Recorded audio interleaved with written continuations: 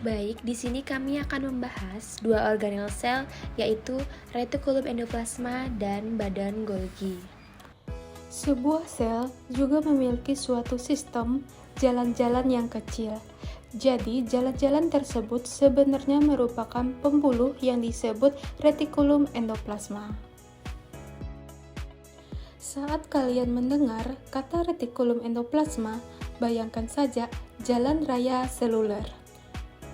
Menurut kalian, mengapa ribosom ditemukan di dinding retikulum endoplasma? Ingat, retikulum endoplasma merupakan sistem transportasi sel. Saat ribosom selesai membentuk protein, ribosom akan melepaskan protein ke retikulum endoplasma, yang selanjutnya akan membawa protein ke tempat-tempat yang membutuhkan. Ribosom itu dibuat di dalam nukleus. Retikulum endoplasma merupakan organel sel yang berbentuk seperti anyaman membran yang rumit. Retikulum endoplasma terbentuk dari membran luar nukleus yang merupakan tempat melekatnya retikulum endoplasma. Retikulum endoplasma menghubungkan membran nukleus dengan membran sel. Secara umum, retikulum endoplasma berfungsi menghasilkan, mengedarkan, dan menyimpan produk-produk sel. Retikulum endoplasma dapat berbentuk seperti kantung pipi atau sisterna, pipa atau tubulus gelembung atau vesikula dan lembaran.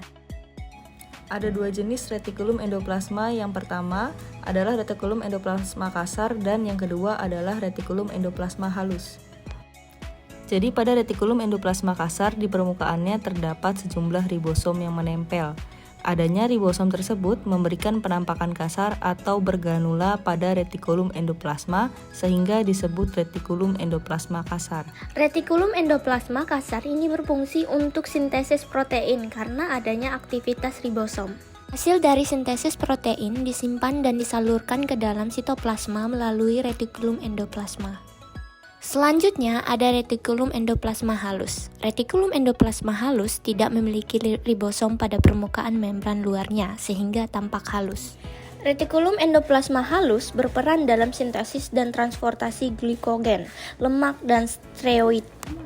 Pada sel otot, retikulum endoplasma disebut sebagai retikulum sarkoplasma, yang berfungsi sebagai medium untuk konduksi impuls dan transport ion kalsium yang diperlukan dalam kontraksi otot. Sekarang kita bahas organel yang kedua adalah badan Golgi atau aparatus Golgi. Coba kamu bayangkan suatu proses perakitan mobil bekerja pertama membuat rangka mobil, bekerja berikutnya menambahkan mesin kursi dan bagian-bagian lainnya. Jadi, dalam hal ini ribosom adalah pekerja pertama. Ribosom membentuk protein besar, selanjutnya badan Golgi mengambil protein-protein tersebut dan menjadikannya protein besar. Setelah selesai, ribosom melepaskan protein-protein baru ke dalam sel untuk memperkuat dan membangun sel. Dan Golgi merupakan organel sel yang terdiri atas setumpuk kantung pipih yang dibatasi oleh membran. Badan Golgi terdapat di semua sel-sel hewan dan sel tumbuhan, terutama sel-sel yang aktif yang melakukan sekresi. Jadi, kalau pada sel tumbuhan, badan Golgi ini bisa juga disebut sebagai diktiosom. Fungsi utama badan Golgi adalah untuk menyimpan hasil sekresi sel. Badan Golgi juga menyimpan protein dan lemak yang disintesis di dalam retikulum endoplasma dengan cara menggabungkan vesikula yang lepas dari retikulum endoplasma dengan kantong pipi badan Golgi. Hasil sekresi disimpan di dalam vasikular yang akan bergerak menuju membran sel untuk mengeluarkan hasil sekresi. Sebagai contoh, beberapa enzim pencernaan dari getah pankreas berasal dari badan Golgi di dalam sel-sel pankreas. Jadi fungsi utama dari badan Golgi ini sebenarnya adalah untuk memodifikasi protein-protein yang masih mentah yang telah dihasilkan oleh ribosom, kemudian diolah oleh badan Golgi agar tercipta suatu produk protein seperti enzim ataupun hormon. Selanjutnya kita akan membahas studi kasus. Badan Golgi berperan penting dalam pemprosesan, penyortiran, dan pengiriman protein yang terkait dengan pertumbuhan dan perkembangan kanker. Jurnal ini menunjukkan bahwa badan Golgi dapat menjadi target terapeutik dengan menghambat glikosilasi dan distribusi protein yang dapat mengurangi pertumbuhan tumor dan metastasis sel kanker. Badan Golgi memainkan peran penting dalam sekresi protein dan lipid sel, dan perubahan di dalamnya dapat mempengaruhi komposisi sekretom dan ekstraseluler matriks, yang dapat menjadi pemicu kanker. Beberapa protein yang berkode gen terlibat dalam proses badan Golgi sering mengalami mutasi pada kanker, yang terkait dengan peningkatan metastasis dan kelangsungan hidup pasien yang lebih rendah. Badan Golgi memainkan peran kunci dalam regulasi jalur sinyal seluler, mengatur proliferasi sel, dan memodifikasi glikosilasi protein yang mempengaruhi invasivitas sel kanker. Secara umum, perubahan jalur glikosilasi Golgi dapat menyebabkan karsinogenesis, tetapi juga mungkin menjadi akibat dari perkembangan kanker. Selain itu, protein Golgi GM130 memiliki peran penting dalam glikosilasi Golgi dan perdagangan protein membran dalam sel kanker.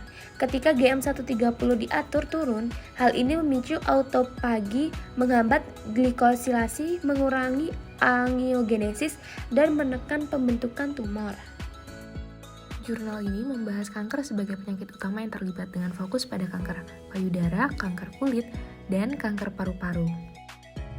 Kanker ini ditandai oleh pertumbuhan tumor, metastasis, dan perubahan dalam proses glikosilasi yang berkontribusi pada perkembangan penyakit.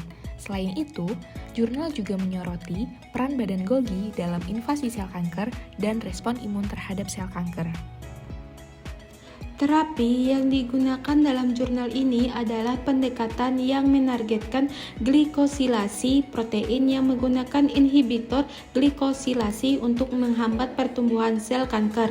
Badan Golgi berperan penting dalam proses ini dengan memproses dan mengatur glikosilasi protein yang jika terganggu dapat mengurangi kemampuan sel kanker untuk bertahan hidup dan menyebar. Dengan menargetkan badan Golgi, terapi ini bertujuan untuk menghambat distribusi protein yang mendukung pertumbuhan tumor dan metastasis. Cara kerja terapi yang menargetkan badan Golgi melibatkan penghambatan glikolisasi protein yang abnormal pada sel kanker dengan mengganggu proses modifikasi dan distribusi protein di badan Golgi. Terapi ini dapat mengurangi pertumbuhan dan penyebaran sel kanker.